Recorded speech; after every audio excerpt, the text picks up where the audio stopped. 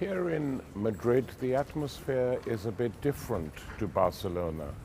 Whereas the Catalonian population is excited, bubbly, because of the possibilities of what lies ahead, here in Madrid, preparations for the elections in December are advanced, but not creating as much excitement as we thought possible.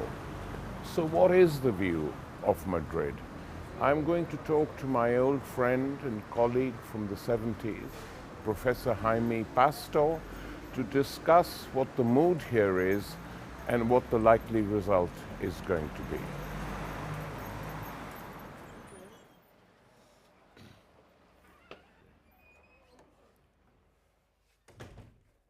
After the 2008 crash, and even to an extent before it, we really had a convergence of the center-right, the PP, PSOE, in terms of social and economic policies. And so they became unrecognizable, really. Each did the same thing when they came to power. They had different sets of clients, so the clientelism was different. One party rewarded its own supporters corruptly, and Felipe's party did exactly the same thing. And we now have a situation where creating an alternative to this extreme center provoked, after the crash of 2008, a huge mass movement in Spain, the Indignados, which occupied the squares and which was strong in Barcelona and strong in Madrid. And from this movement emerged Podemos. Could you describe for me the transition from a big mass movement all over the country to a party or a party movement or whatever you want to call it, like Podemos? No, it was very new for us. The Indignados movement was an earthquake, in Spain, because there was a new political generation, there was a new repolarization of the society generally, and the problem is that they were confronted against the People's Party, his absolute majority in many autonomous communities in the state, and after the best phase of this movement, many activists of this movement thought that it was necessary to create a political, electoral party. Then there were many initiatives for trying to build a new party, but finally it was Podemos.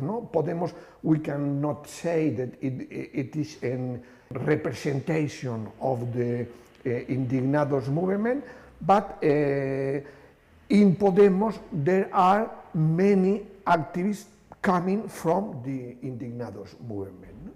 Then this, for us, it was very important, not only because we tried to create an alternative to the United Left, but also because there was a new political discourse, a new political way of making politics.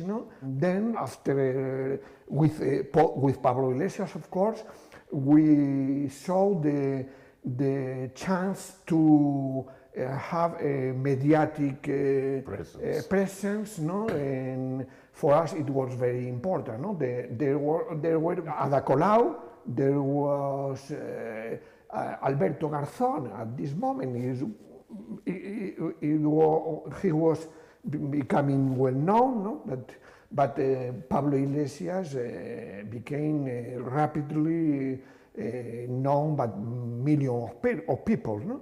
Then for us it was a combination of the mediatic presence of Pablo Iglesias, but also this disposition of many activists to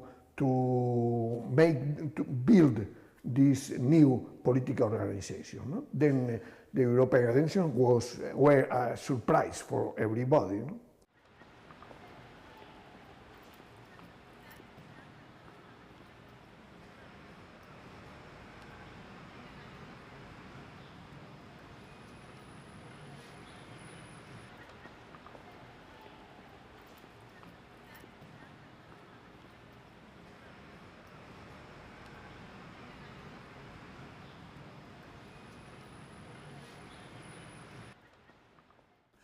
What was the percentage in the European elections? 8% only, but 5 members of the new European Parliament.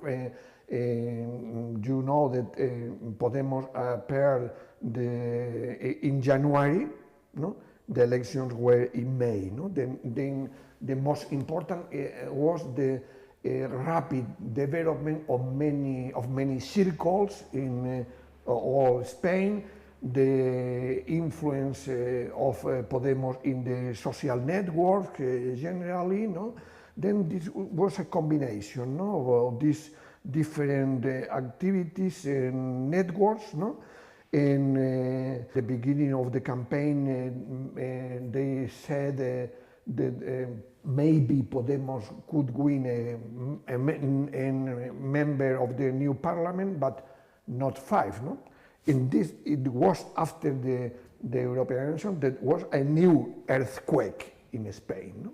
And the sudden and sharp rise of Podemos expressed also the volatility of the electorate in Spain. They were fed up with what existed, they were desperate for something new, something radical, and something that could begin the transformation in the country and break with austerity policies, break with the policies being imposed by the Troika all over Europe. And so in the first period, this was a very popular movement. Many people who were not political were coming to it. But then, Jaime, within this movement, those of us who live outside Spain but follow the politics, felt that there was a slight contradiction developing between the over-reliance on the media and the base. Yes. And this has now led to a situation where we are sitting here talking, and in today's El País, we have a photograph, interesting photograph, of Íñigo Errejón, one of the main strategists with Pablo Iglesias of Podemos, another Podemos from Madrid, and in the center is a former general who they have just recruited and will be on their list, I suppose, and this is their intervention to democratize NATO or get NATO to democratize the European armies. I mean, this is like satire. Yes. I mean, the only thing I will say, which is interesting to me about this vote, Ryan, politically, it's a disaster. But the general does look more healthy than one of the Podemos people. He's very well fit, he's obviously jogs, whereas the comrade here is looking slightly unhealthy, in my opinion.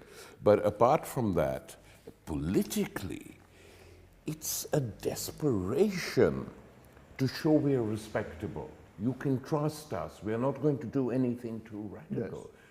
But Jaime, this has led to a decline in popularity, not an increase. Yes. Usually people do it because they think they will go up. In this case, they're going down. I mean, Podemos is now 10%. That depends. Where? No, the surveys, no? They say 10, 15, no, more or less. No? No, the problem is that the earthquake after the European elections, the problem is that after that there is a new feeling in the leadership of Podemos that Podemos can win the general elections. No? Then they say we must build an electoral war machine. No?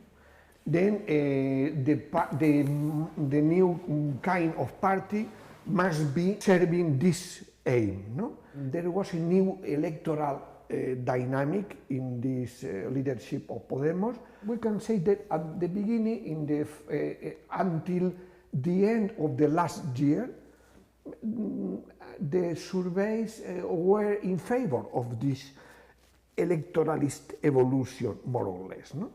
But since the beginning of this year, we see counter-offensive of the right, no? Less presence of Podemos in the media, no?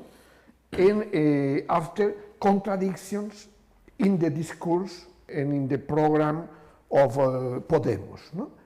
Then that opens a big crisis in the circles. No? In the circles. No?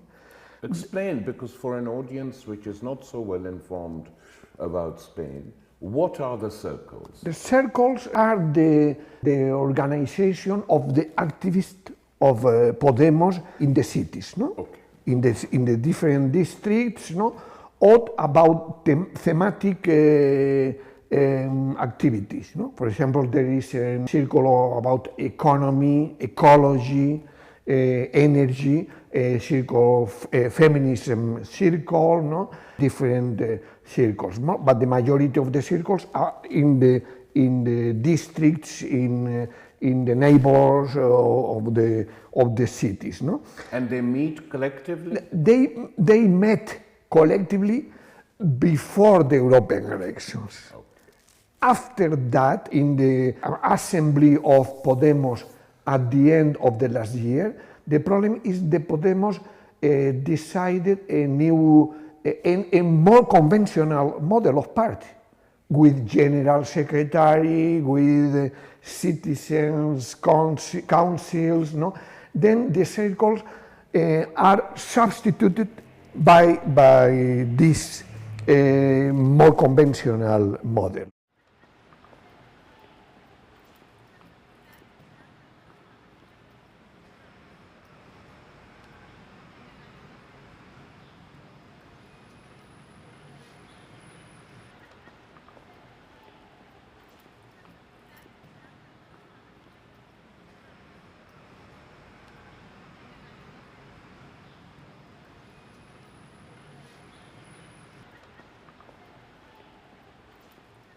So we are now at a situation where no commentator I have spoken to or newspaper I have read is predicting electoral triumph for Podemos. At best, it seems that they will be the fourth party. But even that is not unimportant, in my opinion, provided this fourth party acts as a real intransigent opposition to the extreme center. Are they capable of doing this, Jaime? Because if you have a list of the party which is not elected by the assemblies, but decided by the General Secretary and the circle around the General Secretary, and they are mainly full-time staff workers for Podemos, I mean, this will not seriously be representative of the Podemos base. So I fear that a Podemos as the fourth party, will they be able to change course and act as an opposition, or will they carry on like this, showing how respectable we are? Before I forgot the role of Ciudadanos, no? Because this is a new factor against Podemos. No? Since the beginning of this year, Ciudadanos appears of the populism of the right, no? And fully backed by the media. Yes, fully, massive very backed by the media, no? Then we propose a more moderate program because, you know, the people has also Ciudadanos, no? Then the perspective now, yes, it's that maybe Podemos could be the fourth parliamentary party after December, no? But I think that after December there will be a new phase in Podemos, inside Podemos. Everybody talks now also about a new extraordinary Congress. No? And there are some people, as Monedero, for example, who agree with us and other people. He says we must build a new kind of party to give a more protagonist role to the circles, no? To the base of Podemos, no? And very big challenge for this the leadership of Podemos, no? But the problem is that in January it depends of the results of the election. But the problem is that we don't know how many activists will continue in Podemos. That's the problem, because many activists are not now in the circles, no, and many are in the local candidatures, no. For example, in Madrid, ahora Madrid, no, or in Barcelona, no, then or in Galicia. Then we must see after December how Podemos is rebuilt as a movement party, and how it must establish new alliances with Catalonia and Comú Podem in Catalonia, with the Mareas in Galicia, no? Then we defend a confederal party movement, no, in the future.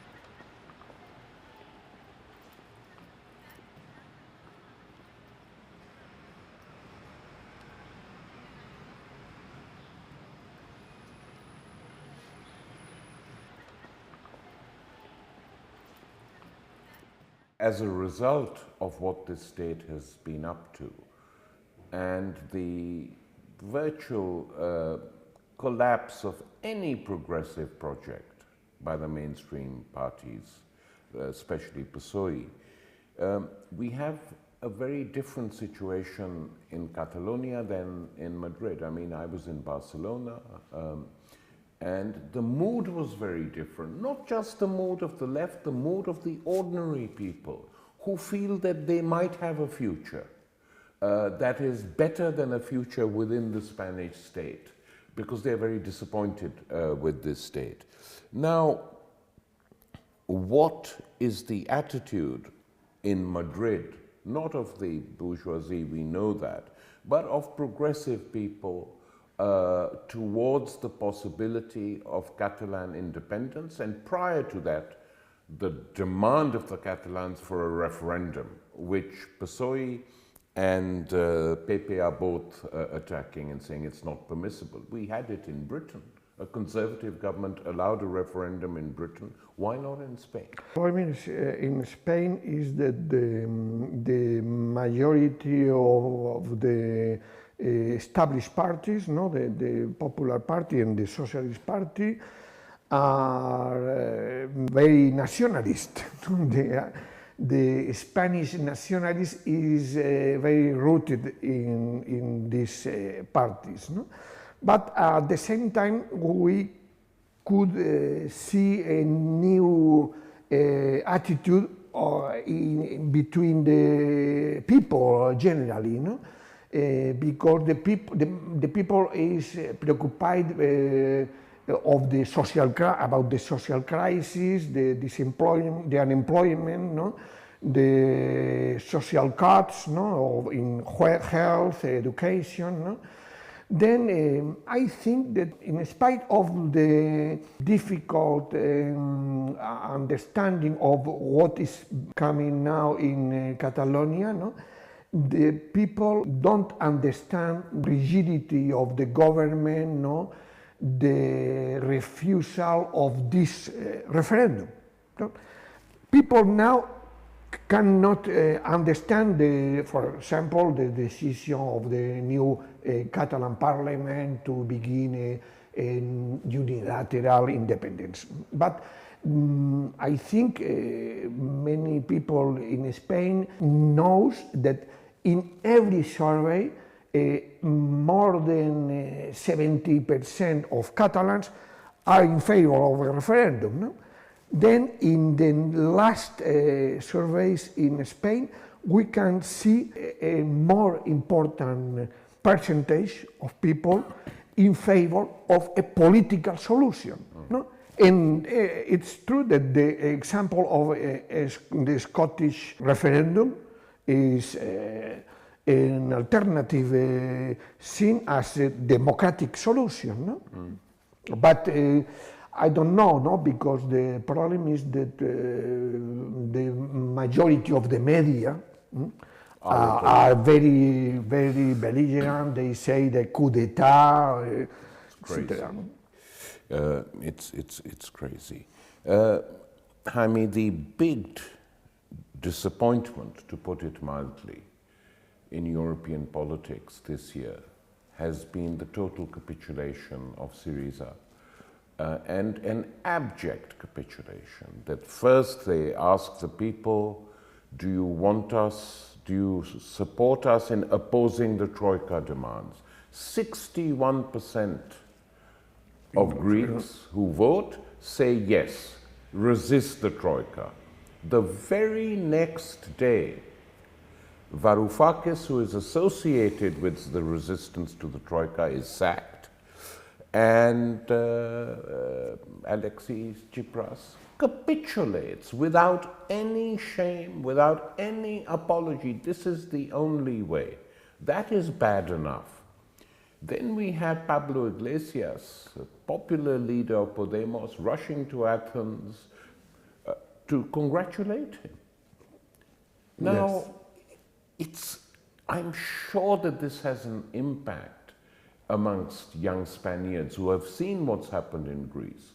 And of course, the conservatives use it from their own point of view. You want Syriza, you want to be like Syriza, vote Podemos. Yes. So it's that particular tactical move, it's difficult to understand. I could understand because Iglesias is becoming more political realistic, no? Then he says, then you understand, and that he says some things contradictory with the beginning of his discourse, because after the European election, he says, the important is to win the elections, no? Because we can, if we have the government, we can change, no?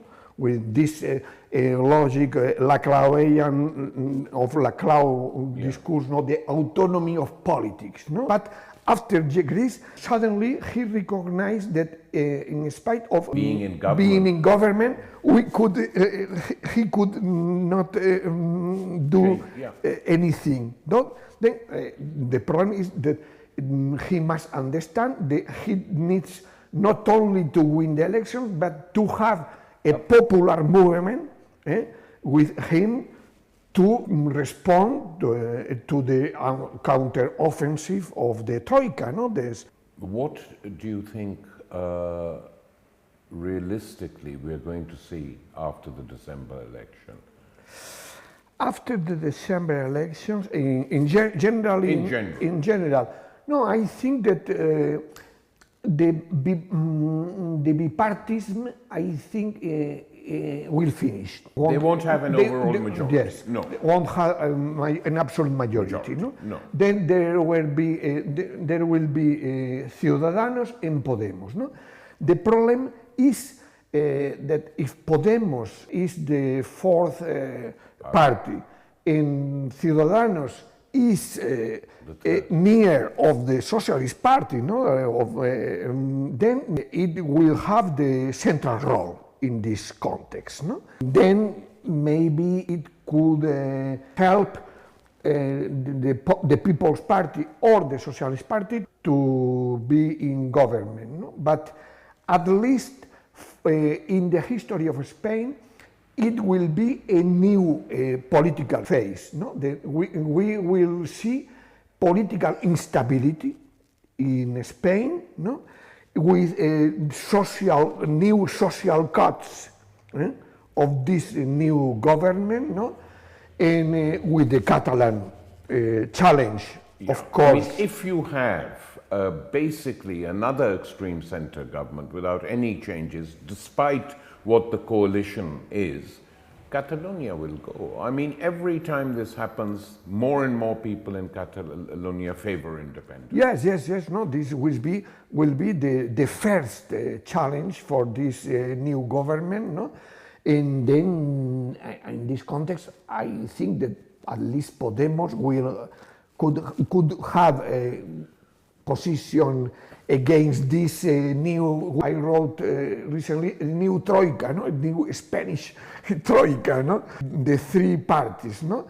Yeah. But anyway, we are knowing now the experience of the People's Party government in the autonomous community of Madrid, no?